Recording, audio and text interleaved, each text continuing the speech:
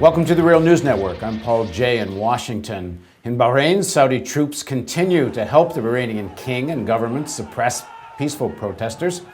Now joining us to talk about how the king came to power in Bahrain is Hussein Abdullah. He's the director of Americans for Democracy and Human Rights in Bahrain.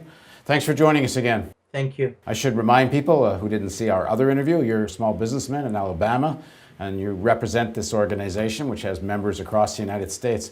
So talk a little bit about the history of the Khalifa family, how they came to power, and what keeps them there. Khalifa came to Bahrain in 1790, so they've been ruling, or close to that period. They've been ruling Bahrain for over 220 years. Since they came to Bahrain, they had this hereditary dictatorship, which means the father gives the rule to his son, and major government posts, actually over 80% held, or 70% held by the Al Khalifa ruling family. And it's basically an autocratic, authoritarian rule where there is no free or fair elections, human rights are violated, torture is a policy against political prisoners. Prisons are full of political prisoners, and there is no real freedom of press or expression. But the government brought mercenaries in their security forces so they can attack the majority of the people. Let's go back a little bit. And they more or less become a British protectorate, if I understand it correctly, in the late 1890s. And for most of the 20th century are really under British control, or certainly in alliance with Britain. When does that transfer, where the Americans become more dominant, and when does the Fifth Fleet show up?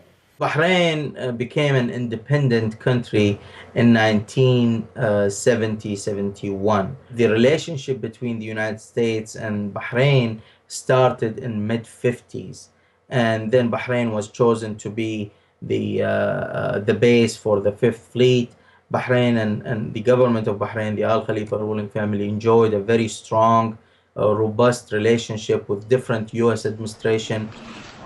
Tonight I'll have a statement, His Majesty will have a statement, and then we'll ask you all to leave. We've got some business to do. First, Your Majesty, welcome to the Oval Office. It is such an honor to have you here. America has got a great friend in the Kingdom of Bahrain. It's a place where we've had long-standing relations. It's a place where we've had mill-to-mill relations for, I think, nearly 50 years. And you have been a stalwart when it comes to peace.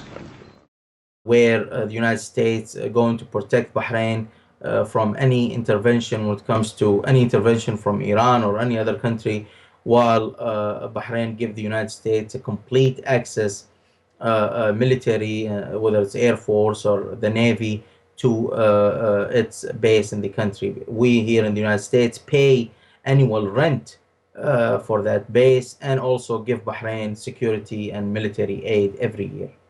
Oil was found in the late 1930s, I think in 1936-37. That's correct? Yes, Bahrain was the first country in the GCC, in the Gulf Cooperation Council, where oil was found. And after World War II, there's a famous meeting takes place between President Roosevelt and King Ibn Saud of Saudi Arabia. Escorted to an American cruiser lying near the entrance to the Suez Canal, one of the most colorful visits to the presidential cruiser was that of the ruler of Saudi Arabia, King Ibn Saud. The 65-year-old monarch leaves his country for the first time to attend this meeting.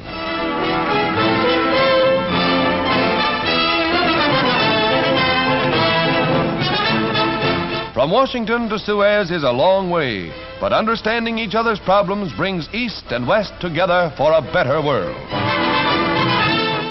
Where there's a deal made, more or less, if I understand it correctly, that the United States will protect the Saudi monarchy. There's sort of an alliance between the Saudi monarchy and the Wahhabs. Was Bahrain part of this strategy? No. Bahrain was not part of the strategy. Bahrain was part of a different strategy where the Fifth Fleet will stay in Bahrain while the regime in Bahrain, the Al Khalifa ruling family, going to enjoy the political backing and the political support of the United States.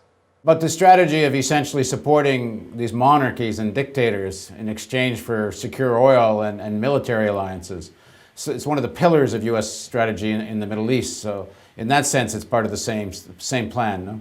Yes, it is the same idea, but it was not in that deal that you mentioned earlier. Right. So where do you think things go from here? What is the demand of the Bahraini people? Do they want an end to the monarchy? Well, on February 14th, the people of Bahrain came on the street demanding constitutional change, demanding free and fair elections, end of gerrymandering based on sectarian background, demanding the resignation of the prime minister who's been ruling the country for 42 years. However, when they were faced with brutal force, so many lost their life, the demands elevated to removal of the ruling regime from Bahrain. So right now, despite the invasion, despite the killing, despite the massacres that took place, the resiliency in the people of Bahrain is still there. The defiant, they are still protesting. They are still calling for their rights to be respected and to be given, and for the ruling regime to leave Bahrain because they don't consider them part of Bahrain.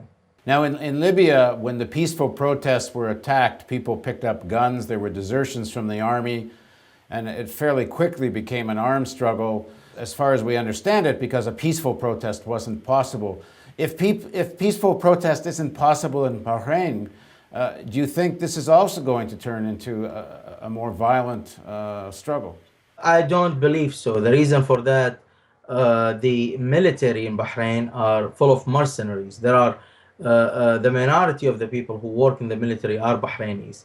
The overwhelming majority of them are brought up from neighboring countries like Yemen, Jordan, Syria, Pakistan, and basically they were brought to brutalize the people of Bahrain. So you're not going to see defections there in the army. However, also in addition, guns are not allowed in the country. So normal citizens, normal Bahraini citizens don't have access to gun. So the people of Bahrain only have this right, these peaceful protesters, and trying to appeal to the international community to apply pressure and stop the atrocities and the killing in the country, but to turn into an armed conflict between the protesters and the government, it is just not possible in Bahrain. Thanks for joining us, Hussein. Thank you. And thank you for joining us on the Real News Network.